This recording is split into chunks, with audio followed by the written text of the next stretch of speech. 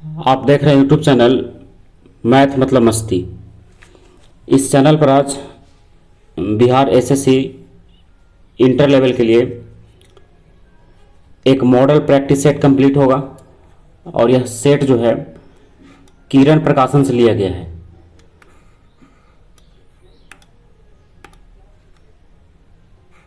यह किरण प्रकाशन का सेट नंबर 1 से लेकर के 4 तक इसके पहले वाले वीडियो में कंप्लीट किया जा चुका है। अगर आप अभी तक उसको नहीं देखे हैं तो उसको देख लीजिए और उसके बाद लगातार फिर 5वें सेट में आगे बढ़िए। अब इस चैनल पर मैथ का भी कुछ वीडियो लोड किया जा चुका है, आप उसको देखिए और उसको कंप्लीट कीजिए। तो अभी केवल आज के वीडियो में हम लोग केवल जीके और जीएस को प्रश्न को देखेंगे और बाकी इसका प्रश्न जो है मैथ और रीजनिंग का उसको किसी अगले वीडियो में देखेंगे। तो चलिए शुरू करते हैं। आज का पहला प्रश्न मॉडल प्रैक्टिस सेट 5 का है ये। तो पहला प्रश्न है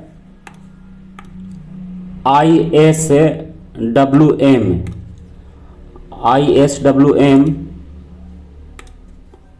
का अर्थ क्या है, मतलब इसका फुल फॉर्म बताना है कि ISWM का फुल फॉर्म क्या होगा, यानी इसका पूर्ण रूप क्या होगा। तो इसका पूर्ण रूप है इंटीग्रेटेड सॉलिड वेस्ट मैनेजमेंट। तो ऑप्शन नंबर 4 इसका सही है, इंटीग्रेटेड सॉलिड वेस्ट मैनेजमेंट, यानी जो अपशिष्ट प्रबंधन होता है, इसका हिंदी में अगर नाम बोला जाए तो एकीकृत ठोस अपशिष्ट प्रबंधन, यही इसका हिंदी में नाम है। और यह क्या है, ये खाद बनाने के लिए और निपटारा करने के लिए कार्यक्रम है। इसका पूरा नाम क्या है, integrated solid waste management ISWM। अब चलिए दूसरा प्रश्न की तरफ। राष्ट्रीय युवा दिवस कब मनाया जाता है? तो ये कब मनाया जाता है? ये मनाया जाता है 12 जनवरी को। कब मनाते हैं ये? 12 जनवरी को। और ये मनाया जाता है किनके जन्मदिन के उपलक्ष्य में? विवेकानंद के, स्वामी विवेकानंद को जन्मदिन को हम लोग किस रूप में मनाते हैं? राष्ट्रीय युवा दिवस के रूप में। अब आइए तीसरा प्रश्न में। तीसरा प्रश्न है सबसे अधिक ऊंचाई समुद्र तल से 4411 मीटर किस एयरपोर्ट का है? यानी उस एयरपोर्ट का ऊंचाई का बताना है। उस एयरपोर्ट की ऊंचाई तो दिया हुआ 4411, लेकिन वह एयरपोर्ट का नाम क्या है ये बताना है। तो उस एयरपोर्ट का नाम है Daocheng Yading airport. Daocheng Yading airport. इसका ऊंचाई जो है समुद्र तल से कितना है? लगभग 4411 मीटर है। आगे बढ़ते हैं क्वेश्चन नंबर 4 की तरफ।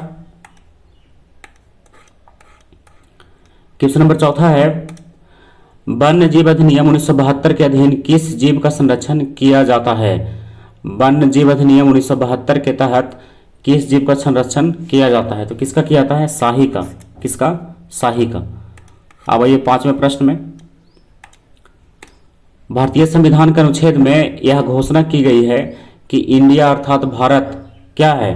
तो भारत क्या है? एक राज्यों का संघ है। तो ऑप्शन नंबर 1 इसका सही है। अब आइए 6ठे प्रश्न में। मृदा के कटाव को रोकने के लिए बड़े पैमाने पर वृक्ष लगाने को क्या कहा जाता है? तो क्या कहा जाएगा उसको? बड़े पैमाने पर वृक्ष लगाए उसको क्या बोलेगा? वनीकरण। क्या बोलेंगे उसको? वनीकरण। तो ऑप्शन नंबर 4 इसका सही है। अब आइए 5वें प्रश्न में। निम्नलिखित में से कौन सा क्षेत्र अशोक के साम्राज्य का भाग नहीं था? यानी अशोक के क्षेत्र में वो शामिल नहीं था। तो कौन सा क्षेत्र था? मद्रास। कौन सा है? मद्रास। तो इसमें कश्मीर, तक्षशिला और कन्नौज सारा शामिल था, लेकिन मद्रास शामिल नहीं था। अब आते हैं क्वेश्चन नंबर 8 की तरफ। तो 8वां प्रश्न है, देखिए निम्नलिखित में से किस लड़ाई में नेपोलियन फ्रांस की अंतिम हार हुई थी? तो किस लड़ाई में हुआ था? तो ये हुआ था ट्राफलगर की लड़ाई में। कौन से युद्ध में? ट्राफलगर की लड़ाई में। तो ऑप्शन नंबर 1 इसका सही है। अब आइए क्वेश्चन नंबर 9 में। जनसंख्या के अध्ययन को क्या कहा जाता है? तो जनसंख्या के अध्ययन को क्या कहा जाता है? जनसांख्यिकी। क्या कहेंगे? जनसांख्यिकी। तो ऑप्शन नंबर 3 इसका सही है। अब आते हैं क्वेश्चन नंबर 10 में। जुरैसिक काल का माना गया पूरी तरह तैयार वृक्षीय फॉसिल कहाँ पाया गया? जुरैसिक काल का माना गया पूरी तरह तैयार वृक्षीय फॉसिल ये कहाँ पाया गया? तो ये पाया गया छत्तीसगढ़ में। कहाँ? छत्तीसगढ़ में। तो ऑप्शन नंबर 2 इसका सही है। अब ये 11 में, पारिस्थितिकी प्रणाली में प्राथमिक उत्पादक कौन होता है? तो प्राथमिक उत्पादक का नाम बताना है। तो ये क्या होता है? पादप होता है। क्या होता है? पादप। तो ऑप्शन नंबर 3 इसका सही है।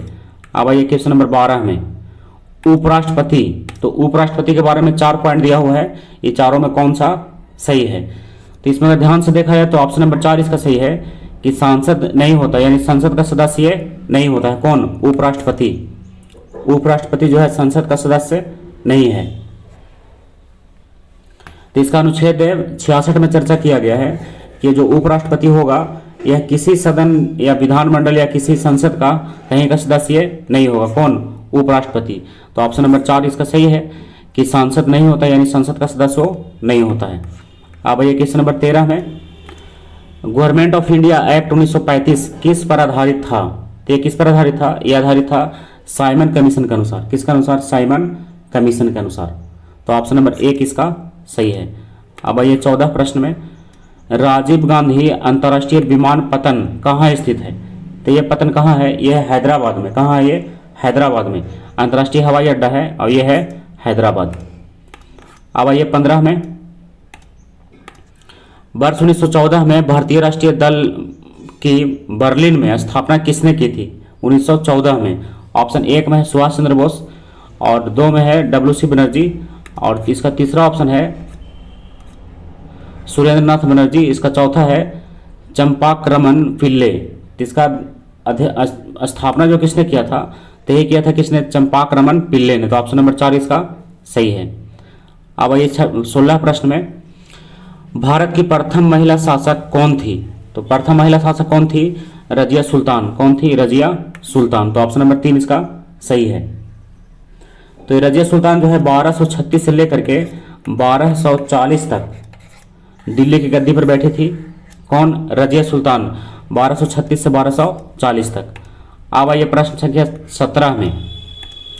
तो 17 का प्रश्न है, भारत में विशेष आर्थिक क्षेत्र क्या बढ़ाने के लिए स्थापित किए गए थे? यानी सेज की स्थापना किया गया था किसके वृद्धि के लिए? तो किसकी वृद्धि के लिए किया गया था? विदेशी निवेश को आकर्षित करने के लिए। तो ऑप्शन नंबर 2 इसका सही है। किसका स्थापना किया गया था? सेज का। किसका? सेज का। अब आइए प्रश्न संख्या 18। तो 18वां प्रश्न है, जब सूर्य खाली जगह के ऊपर होता है तब संपूर्ण पृथ्वी पर दिन और रात समान होते हैं। यानी संपूर्ण पृथ्वी पर दिन और रात जब समान होता है उस समय सूर्य जो है किस रेखा के ऊपर होता है? तो आपको इसमें आंसर अगर देखा जाए कि किस रेखा के ऊपर होगा तो इसका आंसर है भूमध्य रेखा के ऊपर। तो ऑप्शन नंबर 3 इसका सही है। कौन सा रेखा? भूमध्य रेखा। अब ये क्वेश्चन नंबर 19 में, 19 का प्रश्न है, भारत छोड़ो आंदोलन के दौरान समांतर सरकार का गठन कहाँ किया गया था? तो कहाँ किया गया था? बलिया में। कहाँ? बलिया में। तो भारत छोड़ो आंदोलन के दौरान समांतर सरकार का गठन बलिया में किया गया था। जिस वहां नेतृत्व कौन कर रहे थे? चित्तू पांडे। कौन थे नेतृत्वकर्ता उसका? चित्तू पांडे। अब आइए क्वेश्चन नंबर 20 में, घटिया माल के संबंध में मांग की आय सापेक्षता या लोच या कैसी या कितनी होती है? तो कितना होता है ये ऋणात्मक हो जाता है। क्या होता है ये? ऋणात्मक। घटिया आय के संबंध में मांग की आय जो है क्या हो जाएगा? ऋणात्मक हो जाएगा। अब आइए क्वेश्चन नंबर 21 में, सरगासो समुद्र किस महासागर में स्थित है? कौन सा समुद्र? सरगासो समुद्र। तो सरगासो समुद्र कहाँ है? अटलांटिक महासागर में। कहाँ ये? अटलांटिक महासागर में। अब आइए क्वेश्चन नंबर 22 की तरफ। तो 22 का प्रश्न है, जिला न्यायालयों के न्यायाधीशों की नियुक्ति किसके द्वारा किया जाता है? जिला न्यायालय के न्यायाधीश की नियुक्ति कौन करता है? तो इसकी नियुक्ति कौन करता है? राज्यपाल। कौन करेगा इसकी नियुक्ति? राज्यपाल। अब क्वेश्चन नंबर 23 है, पूना समझौता किसके बीच हुआ था? बहुचर्चित प्रश्न है। पूना समझौता किसके बीच हुआ था? तो बहुत इजी प्रश्न भी है। गांधी और अंबेडकर के बीच हुआ था। कौन सा समझौता? पूना समझौता। कब हुआ था? 1932 में। कब हुआ था? 1932 में। 17 अगस्त 1932 का पूरा ध्यान रख सकते हैं। 17 अगस्त 1932 को हुआ था। कौन सा समझौता? पूना समझौता। किसके बीच? गांधी और अंबेडकर के बीच। अब आइए क्वेश्चन नंबर 24 में, तो 24 का प्रश्न है, प्रथम विश्व युद्ध में जापान किसकी ओर से लड़ा था? प्रथम विश्व युद्ध जो हुआ उसमें जापान जो है किधर से लड़ा? तो इसका सही उत्तर है जर्मनी के खिलाफ यूनाइटेड किंगडम।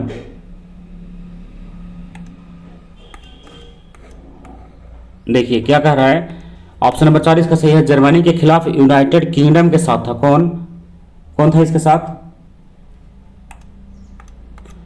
जर्मनी के खिलाफ यूनाइटेड किंगडम के साथ कौन दे रहा था? जापान। कौन दे रहा था? जापान इसका साथ दे रहा था। किधर से लड़ा? जर्मनी के खिलाफ यूनाइटेड किंगडम के साथ। क्वेश्चन नंबर 25 है, योजना आयोग की स्थापना किस वर्ष की गई? इसका स्थापना कब हुआ था? इसका स्थापना हुआ था 1950 में। 1950 में हुआ था स्थापना इसका, 1950 में। इसका प्रथम कार्यकाल चला था 1951 से 1956 तक। उसी का नाम बदल करके क्या रख दिया गया? अब नीति आयोग रख दिया गया है। आपको पता होना चाहिए कि योजना आयोग का जो अध्यक्ष होता है कौन होता है? प्रधानमंत्री होते हैं। और योजना आयोग के सदस्य कौन होते हैं? राज्य के मुख्यमंत्री होते हैं। अब आइए क्वेश्चन नंबर 26 में, राजनीति और नीतियों से व्युत्पन्न शब्द इंद्रधनुषी गठबंधन शब्द किसने दिया है? इंद्रधनुषी गठबंधन शब्द जो है किसके द्वारा दिया गया है? तो ये किसके द्वारा दिया गया है? तो दिया गया है किसके द्वारा? बराक ओबामा के द्वारा। किसके द्वारा? बराक ओबामा के द्वारा। अब आइए क्वेश्चन नंबर 27 में, वातावरण के वह परत जो रेडियो तरंगों को परिवर्तित करती है कौन सी है? यानी रेडियो का तरंग जहां से परिवर्तित होता है जिस मंडल से, उस मंडल का नाम बता। तो उसका मंडल का नाम क्या है? आयन मंडल। कौन सा मंडल? आयन मंडल। पृथ्वी से लगभग 80 किलोमीटर के बाद का जो मंडल है वो क्या कहलाता है? आयन मंडल कहलाता है। अब आइए क्वेश्चन नंबर 28 में, मौलिक अधिकारों पर यथोचित प्रतिबंध कौन लगा सकता है? यानी उसको कौन जो है हटा सकता है कि ये अधिकार जो है अभी नहीं रहेगा? तो अधिकार किसके पास है? वैसा वो अधिकार है संसद के पास। किसके पास है? संसद के पास। क्वेश्चन नंबर 29 है, कुरु महाजनपद की राजधानी कौन सी थी? कुरु। तो कुरु की राजधानी कहाँ था? इसका राजधानी था इंद्रप्रस्थ। कहाँ था? इंद्रप्रस्थ। क्वेश्चन नंबर 30 है, सिंधु घाटी में खुदाई किए गए निम्न अवशेषों में से कौन सा अवशेष वाणिज्यिक और आर्थिक विकास को निर्देशित करता है? तो कौन सा अवशेष निर्देशित करता है वाणिज्यिक और आर्थिक विकास को? तो ये है मुहरे। क्या है? मुहरे। क्वेश्चन नंबर 31 है, निम्नलिखित में से कौन सा वैदिक परंपरा के साहित्य का उदाहरण नहीं है? वैदिक परंपरा के साहित्य का उदाहरण कौन सा इसमें नहीं है? तो उसका सही उत्तर है ऑप्शन नंबर 2 यानी पुराण। क्या सही उत्तर है इसका? पुराण। अब 31 के बाद आइए 32 में। तो 32 का प्रश्न है, बिहार का सीतामढ़ी जिसे सीता जी की जन्मस्थली माना जाता है, यह कौन सा मेला आयोजित किया जाता है? यानी सीतामढ़ी में जहाँ सीता माँ का जन्मस्थली है वहाँ कौन सा मेला लगता है? तो कौन सा मेला लगता है? विवाह पंचमी मेला। कौन सा मेला? विवाह पंचमी मेला। तो ऑप्शन नंबर 3 इसका सही है। क्वेश्चन नंबर 33 है, किस भारतीय राजा ने सिकंदर का विरोध किया था? तो सिकंदर का विरोध किसने किया था? पोरस ने। किसने किया था? पोरस। तो ऑप्शन नंबर 2 इसका सही होगा। सिकंदर को पंजाब के शासक पोरस के साथ युद्ध करना पड़ा था, आपको पता होना चाहिए, जिसे हाइडियस पेज के युद्ध के नाम से जाना जाता है या झेलम का युद्ध के नाम से भी जाना जाता है। क्वेश्चन नंबर 34 है, वह नदी जो पश्चिमी घाट से नहीं निकलती है वह कौन सी है? कावेरी। कावेरी तो पश्चिमी घाट से निकलती है। बलगई ये भी निकलती है पश्चिमी घाट से। बराक यही पश्चिमी घाट से नहीं निकलती है। तो ऑप्शन नंबर 3 इसका सही है। बराक नदी जो है दक्षिण असम की प्रमुख नदियों में से एक है, जो सुरमा मेघना नदी तंत्र का एक भाग है। यह मणिपुर की पहाड़ियों से निकलती है और लखीमपुर के निकट मैदानों में प्रवेश करती है। तो पश्चिम घाट से नहीं निकलने वाली नदी कौन है? बराक है। बाकी इसमें कावेरी, बलगई और गोदावरी जो है सारे पश्चिमी घाट से निकलने वाली नदियां हैं। क्वेश्चन नंबर 35 है, बिहार राज्य में ऑपरेशन टोडरमल किस लिए चलाया गया था? कौन सा ऑपरेशन? ऑपरेशन टोडरमल। तो इसका कार्य क्या था? इसका कार्य था भूमि सुधार तथा समुचित भूमि वितरण हेतु। भूमि सुधार तथा समुचित भूमि वितरण हेतु कौन सा योजना चलाया गया था? ऑपरेशन टोडरमल। तो ऑप्शन नंबर इसका 1 वाला सही है। क्वेश्चन नंबर 36 है, गया शहर किस नदी के किनारे बसा हुआ है? बहुत इजी प्रश्न है। तो किस नदी के किनारे है? फल्गु नदी के किनारे। किस नदी के किनारे? फल्गु नदी के किनारे। आपको याद होना चाहिए इसमें कि फल्गु नदी के किनारे ही महात्मा बुद्ध को भी ज्ञान की प्राप्ति हुई थी। क्वेश्चन नंबर 37 है, सबसे प्रसिद्ध कुषाण शासक का नाम बताना है। कौन था? तो कौन था? कनिष्क। कौन था? कनिष्क। और जो कुषाण वंश का संस्थापक कौन था? कुजुल कटफिसेस। कौन था संस्थापक उसका? कुजुल कटफिसेस। क्वेश्चन नंबर 38 है, पानीपत की पहली लड़ाई किसके किसके बीच हुआ था? पानीपत की पहली लड़ाई किसके बीच हुआ? तो किसके बीच हुआ? बाबर और इब्राहिम लोदी के बीच। बाबर और इब्राहिम लोदी के बीच। तो ऑप्शन नंबर 2 इसका सही है, बाबर और इब्राहिम लोदी। और ये कब हुआ? ये हुआ 1526 में। कब हुआ? ये 1526 में। क्वेश्चन नंबर 39 है, गदर पार्टी की स्थापना कब किया गया और कहाँ किया गया? गदर पार्टी की स्थापना कब किया गया और कहाँ किया गया? तो कहाँ किया गया? ये इसका स्थापना हुआ थी अमेरिका में। तो अमेरिका वाला ऑप्शन तो एक ही है, इसका मतलब 1913 भी इसमें सही है। तो अमेरिका में किया गया कब? 1913 ईस्वी में। अब आइए क्वेश्चन नंबर 40 में। तो 40 का प्रश्न है, बिहार की सबसे ऊंची पहाड़ी सोमेश्वर श्रेणी जो पारसनाथ है उसकी ऊंचाई कितना मीटर है ये बताना है। तो इसका ऑप्शन में है 1166 मीटर, 1266 मीटर, और अगला ऑप्शन है 608.3 मीटर या 879.4 मीटर। तो इसका सही उत्तर है ऑप्शन नंबर 4 वाला ही, यानी 879.4 मीटर। क्वेश्चन नंबर 41 है, गांधी जी के विदेशी सामानों का बहिष्कार के आंदोलन का उद्देश्य क्या था? तो इसका उद्देश्य क्या था? तो इसका उद्देश्य था लघु उद्योग प्रोत्साहन, यानी जो छोटा मोटा उद्योग है उसको क्या किया जाए? प्रोत्साहित किया जाए। तो ऑप्शन नंबर 3 इसका सही है। अब आइए क्वेश्चन नंबर 42 में, निम्न में से कौन सा नेता कांग्रेस के उग्रवादी दल से संबंधित था? तो उग्रवादी दल का नेता बताना है कि कौन था। तो उग्रवादी दल का नेता कौन थे? अरविंदो घोष। कौन थे? अरविंदो घोष। और नरम दल के नेता थे जो गोपाल कृष्ण गोखले, एस.एन. बनर्जी, दादा भाई नौरोजी, सब अभी आप ध्यान रख सकते हैं। क्वेश्चन नंबर 43 है, दूसरे गोलमेज सम्मेलन में भारतीय राष्ट्रीय कांग्रेस का प्रतिनिधित्व किसने किया था? तो किसने किया था? M.K. गांधी ने। यानी किसने किया था? क्या पूछ रहा है इसमें? दूसरे गोलमेज कॉन्फ्रेंस में यानी गोलमेज सम्मेलन में भारतीय राष्ट्रीय कांग्रेस का प्रतिनिधित्व किसके द्वारा किया गया था? तो किसके द्वारा किया गया था? महात्मा गांधी के द्वारा। वही है M.K. गांधी के द्वारा। महात्मा मोहनदास करमचंद गांधी, उसी को लिख रहा है M.K. गांधी। M.K. गांधी के द्वारा। अब क्वेश्चन नंबर 43 के बाद 44 है, पहला भारतीय मंत्रिमंडल बिहार में संगठित हुआ तो कब संगठित हुआ? तो इसका ईस्वी बताना है। तो हुआ था 1937 में। तो आंसर हो गया इसमें 1 अप्रैल 1937 को। क्वेश्चन नंबर 45 है, 45 का प्रश्न है, बिहार में प्रथम रेल मार्ग का निर्माण कब किया गया? रेल मार्ग तो कब बना था प्रथम? 1860 से 1862 में। तो ऑप्शन नंबर 1 इसका सही है, 1860 से 1862। और ये कहां से कहां तक चला था? ये चला था कोलकाता से मुगल सराय के बीच। कोलकाता से मुगल सराय। क्वेश्चन नंबर 46 है, निम्न में से किस केंद्र शासित प्रदेश की न्यूनतम जनसंख्या है? यानी सबसे कम जनसंख्या वाला केंद्र शासित प्रदेश कौन सा है? तो कौन सा है? लक्षद्वीप। कौन सा है? लक्षद्वीप, जहां का जनसंख्या कितना है? 64,429। 64,429। क्वेश्चन नंबर 47 में आइए अब, ककोलत जलप्रपात किस राज्य में है? ककोलत जलप्रपात जो है किस राज्य में? तो ये कहाँ है? ये राज्य है कौन सा? बिहार। कौन सा राज्य में है? बिहार राज्य में। और यह बिहार राज्य के नवादा जिले में है। कौन सा जिले में? नवादा जिले में। और इसकी ऊंचाई लगभग कितनी है? इसकी ऊंचाई है 47 मीटर। कितना इसकी ऊंचाई है? 47 मीटर। क्वेश्चन नंबर 48 है, बिहार राज्य में लीची अनुसंधान केंद्र की स्थापना की गई है। लीची अनुसंधान केंद्र की स्थापना की गई है। अब ऑप्शन में देखिए क्या कहता है, कहाँ किया गया है? तो कहाँ किया गया इसका स्थापना? तो इसका स्थापना कहाँ हुआ है? मुजफ्फरपुर में। कहाँ हुआ है? मुजफ्फरपुर। तो मुसहरी मुजफ्फरपुर। तो ऑप्शन नंबर 1 इसका सही है। आपको पता होगा कि मुजफ्फरपुर में लीची उत्पादन के लिए क्षेत्र जो है बहुत प्रसिद्ध है। तो यही कौन सा अनुसंधान केंद्र बना है? लीची अनुसंधान केंद्र। क्वेश्चन नंबर 49 है, निम्न में से कौन सी देशांतर रेखा भारतीय मानक समय को निर्धारित करती है?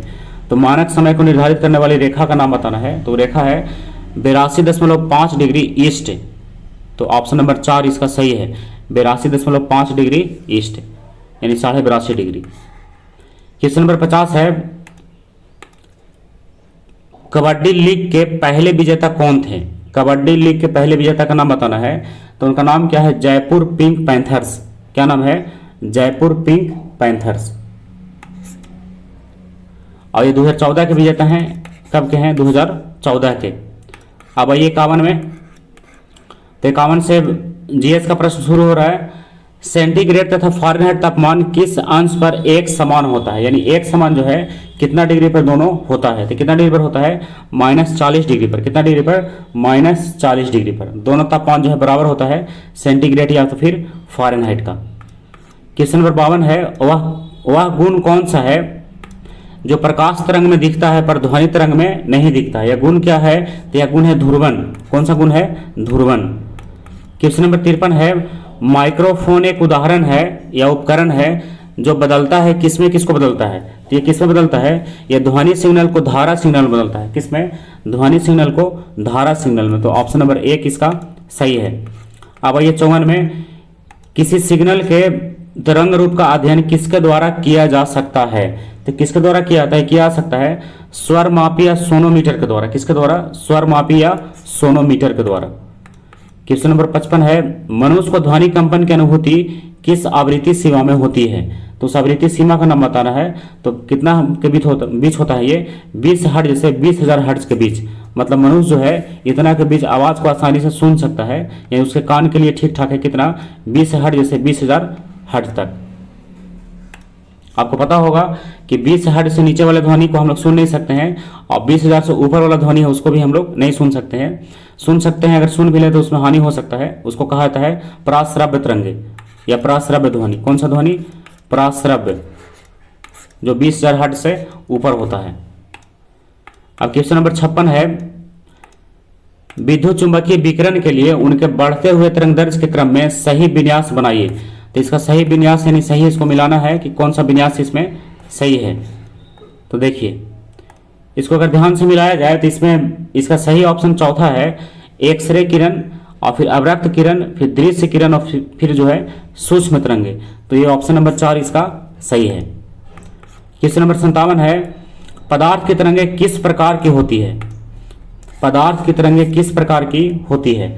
तो ऑप्शन ए में है दे ब्रोगली तरंगे, ऑप्शन 2 में है विद्युत चुंबकीय तरंगे, ऑप्शन 3 में है अनुग्रस्त तरंगे, ऑप्शन 4 में है अनुदैर्घ्य तरंगे। तो इसका सही उत्तर है क्वेश्चन नंबर 57 का दे ब्रोगली तरंगे। कौन सा तरंगे? द ब्रोगली तरंगे। तो ऑप्शन नंबर 1 इसका सही है।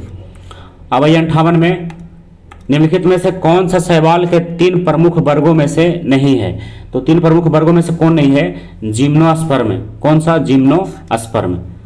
अब क्वेश्चन नंबर 59 है, निम्नलिखित में से कौन जलने में सहायक है? बहुत इजी प्रश्न है। तो जलने में कौन सहायता करता है? ऑक्सीजन। कौन सहायक है जलने में? ऑक्सीजन। और बुझाने में कार्बन डाइऑक्साइड। कौन सा है? Carbon dioxide. क्वेश्चन नंबर 60 है, मार्स गैस क्या है? तो मार्स गैस क्या है? तो मार्स गैस है मीथेन। मार्स गैस क्या है? मीथेन है। मुख्य रूप से मीथेन है उसका। मार्स गैस में मुख्य रूप से क्या रहता है? मीथेन ही रहता है। क्वेश्चन नंबर 61 में आइए, बेयर का अभिकर्मक क्या होता है? बेयर का अभिकर्मक क्या होता है? तो इसका अभिकर्मक क्या है? क्षारीय पोटेशियम परमैंगनेट। क्या है? क्षारीय पोटेशियम परमैंगनेट। तो ऑप्शन नंबर 1 इसका सही है। अब आइए 62 में, अमोनियम सल्फेट में मौजूद नाइट्रोजन का प्रतिशत कितना % होता है? अमोनियम सल्फेट में नाइट्रोजन की प्रतिशत कितना होता है? तो ये होता है 27%। कितना होता है ये? 27%। ये लगभग होता है 20.6%। इसमें अमोनिया के रूप में इसमें 20.6% नाइट्रोजन होता है। 20.6% क्या होता है, नाइट्रोजन होता है। क्वेश्चन नंबर 63 है, उच्च तापमान की सहायता के लिए अंतरिक्ष यान में निम्नलिखित में से किस धातु का प्रयोग किया जाता है। उच्च ताप के सहायता के लिए मतलब उससे बचाव के लिए, तो किसका प्रयोग किया जाता है, टाइटेनियम का। किसका, टाइटेनियम का। तो ऑप्शन नंबर 2 इसका सही है, टाइटेनियम यानी Ti। क्वेश्चन नंबर 64 है, पीतल किसकी मौजूदगी में निरंतर रहने से वायु में रंगहीन हो जाता है। तो किसके रहने से रंगीन हो जाता है, हाइड्रोजन सल्फाइड के। किसके, हाइड्रोजन सल्फाइड के रहने से क्या होता है, धीरे धीरे रंगहीन होने लगता है। क्वेश्चन नंबर 65 है, 65 का प्रश्न देखिए, वायु की क्वालिटी को बिगाड़ने के लिए जिम्मेदार कण जिनके कारण महत्वपूर्ण शरीरांगों को क्षति पहुंचाती है, उनका वर्णन किस रूप में किया जाता है। तो किस रूप में किया जाता है, तो इसका वर्णन किया जाता है 2.5 में। किस में, 2.5 में। तो देखिए क्या है ये, वायु की क्वालिटी को बिगाड़ने के लिए जिम्मेदार इन कणों को पार्टिकुलेट मैटर यानी 2.5 कहते हैं।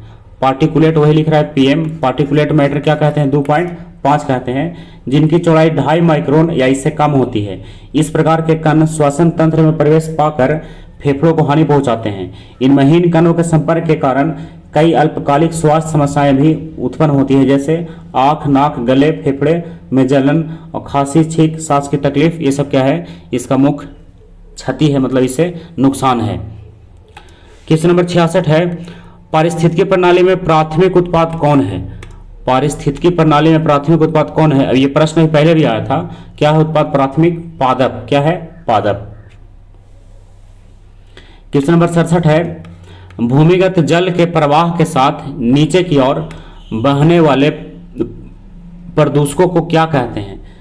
तो कह रहा है कि भूमिगत जल के प्रवाह के साथ नीचे की ओर बहने वाले प्रदूषकों को क्या कहेंगे, तो उसको क्या कहेंगे, निछालक कहेंगे। क्या कहेंगे उसको, निछालक।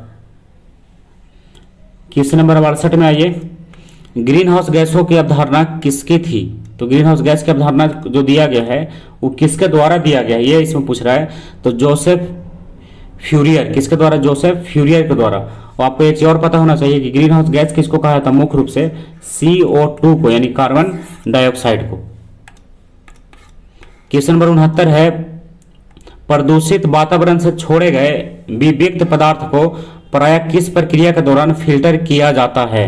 तो किस प्रक्रिया के दौरान फिल्टर किया जाता है, तो इसका सही उत्तर है छींकने के दौरान। किसके दौरान, छींकने के दौरान। क्वेश्चन नंबर 70 है, तालाबों और कुओं में निम्नलिखित में से क्या डालने को से मच्छरों को नियंत्रित करने में सहायता मिलती है। तो क्या डालने से सहायता मिलती है, गैम्बूसिया फिश। क्या डालने से, गैम्बूसिया फिश। ये क्या करता है कि जो मच्छर का लार्वा है उसको खा जाता है ये। क्वेश्चन नंबर 71 है, इस ब्रह्मांड में मौजूद प्रत्येक वस्तु जो पदार्थ से निर्मित है उसे वैज्ञानिकों ने क्या नाम दिया है। तो उसका वैज्ञानिक नाम क्या है, उसका वैज्ञानिक नाम है द्रव्य। क्या नाम है उसका, द्रव्य है। क्वेश्चन नंबर 72 में आइए, अब 72 में है, हमारे सौर मंडल का सबसे चमकीला ग्रह कौन सा है। तो सबसे चमकीला कौन है, शुक्र है। कौन है सबसे चमकीला, शुक्र है। सभी ग्रहों में यह क्या है, सबसे चमकीला है। इसे पृथ्वी के बहिन के रूप में भी जाना जाता है। कार्बन डाइऑक्साइड का वायुमंडल होने के कारण सर्वाधिक तापक्रम भी इसी ग्रह पर पाया जाता है। इस ग्रह पर जो वायुमंडल है इस ग्रह पर जो वायुमंडल पाया जाता है वो किस गैस का है, कार्बन डाइऑक्साइड का। और शुक्र ग्रह का और नाम है, जैसे शाम का तारा, सुबह का तारा, भोर का तारा, पृथ्वी की बहन, सब किसको कहा जाता है, शुक्र को कहा जाता है। अब आइए 72 के बाद 73 में। तो 73 का प्रश्न है, सौर मंडल का सबसे अधिक गर्म ग्रह। सौर मंडल का सबसे अधिक गर्म ग्रह, तो अभी तुरंत प्रश्न आया था कि सबसे गर्म ग्रह कौन सा है, शुक्र है। कौन सा है, शुक्र है। और इसका गर्म होने का कारण आपको पता होना चाहिए कि शुक्र ग्रह पर जो वायुमंडल है वो किसका है, कार्बन डाइऑक्साइड का है। और कार्बन डाइऑक्साइड क्या होता है, ये गर्म ग्रह है, यानी ये क्या करता है, ये गर्मी को बढ़ाता है। कार्बन डाइऑक्साइड क्या है, गर्मी को बढ़ाने वाला है। जैसे अभी भी आपको पता होगा कि वर्तमान समय में पृथ्वी पर इतना ताप बढ़ने का मुख्य कारण क्या है, कार्बन डाइऑक्साइड ही है। तो वहाँ पूरा कार्बन डाइऑक्साइड का ही मतलब वायुमंडल ही है। वहाँ का जो वायुमंडल है वो किसका है, कार्बन डाइऑक्साइड का है, जिसके कारण वहाँ गर्मी जो है बहुत अधिक है। किस ग्रह पर, शुक्र ग्रह पर। क्वेश्चन नंबर 74 है, मानव शरीर में सबसे लंबी हड्डी का नाम बताना है। तो सबसे लंबी हड्डी कौन सा है, तो सबसे लंबी हड्डी का नाम है उर्वस्थी। कौन अस्थि? उर्वस्थी। तो फीमर, जिसको क्या बोलते हैं हम लोग? फीमर बोलते हैं, जांघ की हड्डी है। तो मानव शरीर की सबसे लंबी हड्डी है। इसकी औसत लंबाई लगभग कितना है? 19.9 इंच है। 19.9 इंच है इसकी लंबाई। फीमर जांघ में पाई जाने वाली एकमात्र हड्डी है ना। टीबिया और फिबुला की हड्डी की लंबाई लगभग 16.9 और 15.9 होता है। यानी टीबिया का हो गया कितना? 16.9 और फिबुला का हो गया 15.9। तो सबसे लंबी हो गया कहाँ का? जांघ का हड्डी, और सबसे छोटा हो गया कान का हड्डी। ये दो क्वेश्चन आप जरूर ध्यान रखिएगा। क्वेश्चन नंबर 75 है आज का लास्ट प्रश्न। कोडांतरक एक प्रोग्राम है, वह निम्न में से किससे प्रोग्राम का रूपांतरण है? तो किससे किससे रूपांतरण है ये? तो ये रूपांतरण है कोडांतरण से मशीन तक। कहां से? कोडांतरण से मशीन तक। तो ऑप्शन नंबर 2 इसका सही है। असेंबलर या कोडांतरक का इस्तेमाल असेंबली भाषा में लिखे गए किसी प्रोग्राम को मशीनी भाषा में अनुवादित करने के लिए प्रयोग किया जाता है। किसका? कोडांतरक का, या तो फिर इसको अंग्रेजी में कहा जाए असेंबलर का। किसका? असेंबलर का। तो आज के लिए टोटल प्रश्न जो है, जो प्रश्न 75 था, ये क्लियर हो गया। और अगले सेट में फिर से हम लोग छठे सेट को देखेंगे। तब तक 5 सेट आज के लिए पूरा कंप्लीट हो गया है। और इसमें आप जीके और जीएस को और बेहतर तरीके से कंप्लीट करने के लिए क्या उपाय कर सकते हैं आप? इसमें जो प्रश्न पूछा जा रहा है, यानी जो अभी मॉडल सेट में आया है, उससे रिलेटेड और कौन सा प्रश्न होता है, और इस चैनल पर ही क्वेश्चन बैंक को भी कंप्लीट किया गया है। तो क्वेश्चन बैंक को पढ़ करके उससे रिलेटेड भी प्रश्न को आप कंप्लीट कर सकते हैं। और अगर आप इसको और बेहतर करना चाहते हैं तो उसके लिए आप रेलवे का जो स्पीडी आता है उसको भी, वन लाइनर जो रहता है उसको कंप्लीट कर सकते हैं, क्योंकि वो भी प्रश्न जो है डायरेक्ट आपको एग्जाम में लड़ने वाला है। तो आप उस तरह से इसको कंप्लीट कर सकते हैं। जीके और जीएस का प्रश्न, और आपको पता होना चाहिए कि जीके और जीएस से कितना प्रश्न है? 75 प्रश्न है। और मैथ और रीजनिंग से कितना प्रश्न है? 75 प्रश्न है। तो मैथ और रीजनिंग को हम लोग देखेंगे अभी, इसमें अभी टाइम है, हम लोग देखेंगे, इसको बहुत जल्दी कंप्लीट करेंगे। इसमें मैथ तो शुरू भी कर दिया गया है। इसमें 2 चैप्टर का मैथ जो है कंप्लीट किया गया है। किसका? एक रेशियो का और एक रेशियो का और एक एज का। रेशियो का और एज का। और रेशियो और एज का प्रश्न जो है बहुत यूनिक तरीके से इसमें बताया गया है। आप अगर उसको ध्यान से देखें तो मात्र 2 से 3 वीडियो में आपका पूरा रेशियो और पूरा एज जो है कंप्लीट हो जाता है। तो आप अगर इसमें चाहते हैं कि आपका रिजल्ट फिक्स हो जाए तो आप इसको जरूर तैयार करके रखिए, है ना। यानी बिना मेहनत किए हुए आप इसमें कुछ भी हासिल नहीं कर सकते हैं। और इसमें आप एक विशेष चीज़ और ध्यान रखिए, जो अभी आपको बताएं भी तुरंत, कि जीके और जीएस को तैयार करने के लिए, यानी पूर्ण उसमें कहिए कि पूर्ण रूप से कमांड रखने के लिए आप इसको, जो आप जहाँ से भी तैयारी कर रहे हैं वहाँ से तो इसको तैयारी करते ही रहिए। और उसके साथ साथ इसमें आप और एक और काम क्या कर सकते हैं, जो अभी आपको बताए हैं, कि स्पीडी का जो प्रश्न है उसको भी आप जरूर कंप्लीट कीजिए। स्पीडी वन लाइनर जो प्रश्न रहता है इसमें 1 लाइन का, उसको आप एक बार पढ़ते रहिए तो आपका सारा इसमें 1 लाइनर क्या हो जाएगा? कंप्लीट हो जाएगा। तो चलिए आज का क्लास यहीं समाप्त होता है। अगला क्लास फिर से होगा, इसका चैप्टर नंबर 6, यानी मॉडल से 6 इसका होगा। तब तक के लिए